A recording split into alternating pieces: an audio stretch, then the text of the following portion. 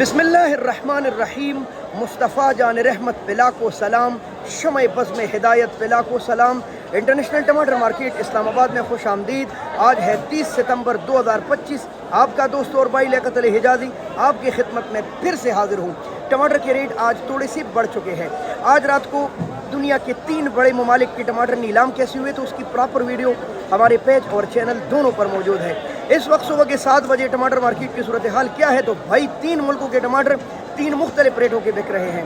1300 भी है, 1400 भी है, 1500 भी है और हाँ कहीं कहीं 1600 भी है। यानी कि तकरीबन लगभग 260, 270, 280, 300 रुपये तक तो आम किलो है।